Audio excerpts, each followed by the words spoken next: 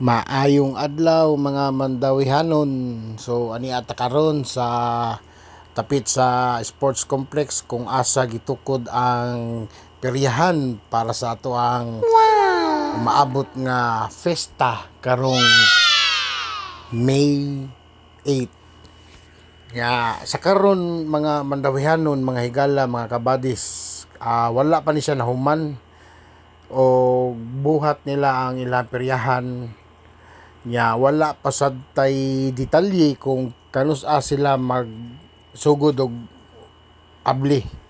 Pero ni ana ang management sa kuha nga mo message na sila sa kuha para sa kumpletong detalye o para maka aerial footage na sad ta. Mas nindot naghayag ang suga na mga suga ba. So sa karon partial lang usa ni ato ang gibuhat nga drone footage. So, update lang niya ta mga kabadis.